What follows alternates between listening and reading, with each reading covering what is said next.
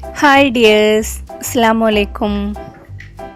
ഇന്ന് ഞാനിവിടെ കാണിക്കുന്നത് കുറച്ചു കാലം മുമ്പ് വരെ ഞങ്ങളുടെ നാട്ടിലൊക്കെ കല്യാണ വീടുകളിൽ ഉണ്ടാക്കാറുള്ള ഒരു ബീട്രൂട്ട് അച്ചാറാണ്. അന്നൊക്കെ കല്യാണ വീടുകളിൽ ബിരിയാണീൻ്റെ കൂടെ ഈ ഒരു അച്ചാർ മാത്രമേ കാണാറുണ്ടായിരുന്നുള്ളൂ. ഇപ്പോൾ പിന്നെ കാലം മാറി ഒരുപാട് വെറൈറ്റീസ് ഓഫ് ഫുഡ് വന്നു. അപ്പോൾ അച്ചാറിലും കുറേ വെറൈറ്റി വരാൻ തുടങ്ങി. പക്ഷെ എന്നാലും ഇപ്പോഴും ആ പഴയ ടേസ്റ്റിനെ ഇഷ്ടപ്പെടുന്ന കുറച്ച് ആൾക്കാരെങ്കിലും ഉണ്ടാവും. അവർക്ക് വേണ്ടിയും കൂടിയാണിത്.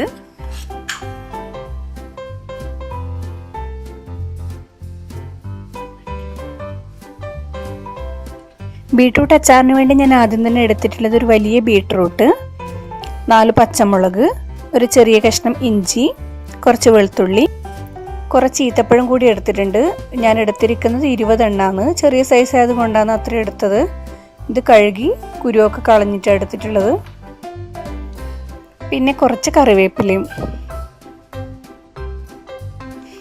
അപ്പോൾ ആദ്യം തന്നെ ബീട്രൂട്ട് നന്നായി കഴുകി അതിൻ്റെ പുറമേയുള്ള കട്ടിയുള്ള തൊലിയൊക്കെ കളഞ്ഞ് കട്ട് ചെയ്തെടുത്ത് നന്നായി ഒന്ന് ഗ്രേറ്റ് ചെയ്തെടുക്കണം.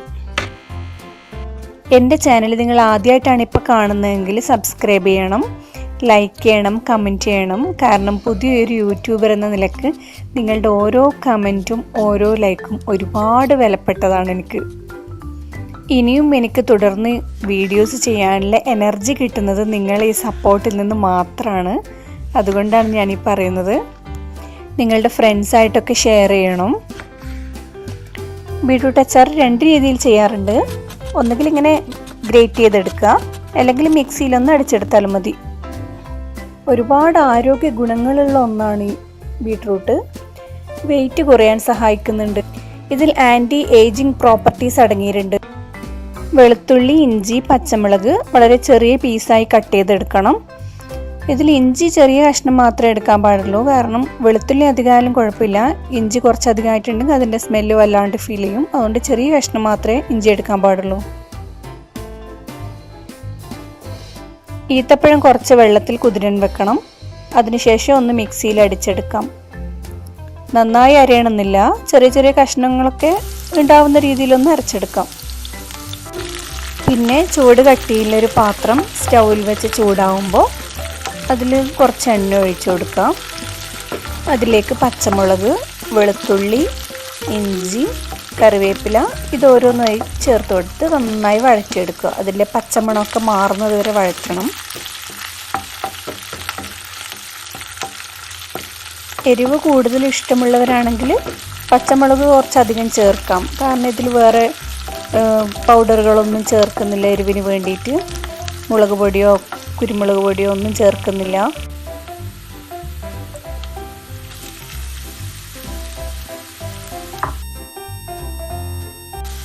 പിന്നെ നമുക്ക് ഈ ഗ്രേറ്റ് ചെയ്ത് വെച്ചിരിക്കുന്ന ബീട്രൂട്ട് ഇതിലേക്ക് ആഡ് ചെയ്ത് കൊടുക്കാം. ശേഷം നന്നായി ഇളക്കിക്കൊണ്ടിരിക്കണം. അതിൻ്റെ ആ കട്ടിയൊക്കെ മാറി നന്നായി സോഫ്റ്റ് ആവുന്നത് വരെ ഇളക്കി കൊടുക്കാം. ഇടയ്ക്ക് വേണമെങ്കിൽ ഒരു മൂടി വെച്ച് അടച്ച് വെച്ചാൽ പെട്ടെന്നൊന്നും ഉടഞ്ഞു കിട്ടും. ബീട്രൂട്ട് ഒന്ന് സോഫ്റ്റ് ആയതിനു ശേഷം നമ്മൾ അടിച്ച് വെച്ചിരിക്കുന്ന ഈത്തപ്പഴം കൂടി ഇതിലേക്കൊന്ന് ചേർത്ത് കൊടുക്കാം. ഈത്തപ്പഴം പൊതിരാൻ വെച്ചിരുന്ന വെള്ളത്തോടു കൂടിയാണ് ഞാൻ മിക്സിയിൽ അടിച്ചെടുത്തിട്ടുള്ളത്.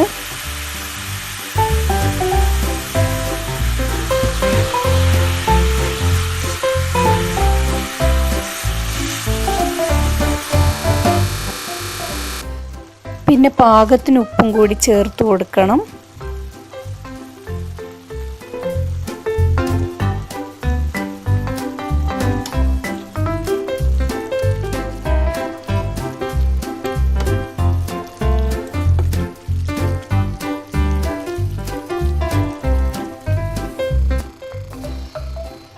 പിന്നെ ഇതിലേക്ക് 1/2 ഗ്ലാസ് വിനെഗറും കൂടി ഞാൻ ആഡ് ചെയ്യുന്നുണ്ട്. അതായത് ഈത്തപ്പഴം കൂടി ചേർക്കുമ്പോഴേക്കും ഇത് നല്ല തിക്കായിട്ടുണ്ട്. അപ്പോൾ കുറച്ചൊന്ന് ലൂസാക്കാൻ വേണ്ടി വിനെഗർ ആഡ് ചെയ്തിട്ടുണ്ട്. പിന്നെ വിനെഗർ ആഡ് ചെയ്താൽ നിങ്ങൾക്കറിയാമല്ലോ, പെട്ടെന്നൊന്നും അച്ചാർ കേടായി പോകില്ല. ശേഷം നന്നായി ഒന്ന് ഇളക്കി സ്റ്റൗ ഓഫ് ചെയ്ത് വെക്കാം. നന്നായി ചൂടാറിയതിന് ശേഷം ഗ്ലാസിൻ്റെ ഒരു കണ്ടെയ്നറിലേക്ക് നമുക്ക് അച്ചാർ മാറ്റാം. അപ്പോൾ നമ്മളെ കല്യാണ വീട്ടിൽ അച്ചാർ റെഡി ആയിട്ടുണ്ട്. എനിക്ക് ഭയങ്കര ഇഷ്ടമുള്ളൊരു അച്ചാറായത്, നല്ല ടേസ്റ്റിയാണ്. അപ്പം നിങ്ങളൊന്ന് ട്രൈ ചെയ്ത് നോക്കണം. വീഡിയോ ഇഷ്ടപ്പെട്ടെങ്കിൽ ലൈക്ക് ചെയ്യണം. അപ്പോൾ ഇൻഷാ അല്ലാഹ് വേറൊരു വീഡിയോയുമായി വീണ്ടും കാണാം.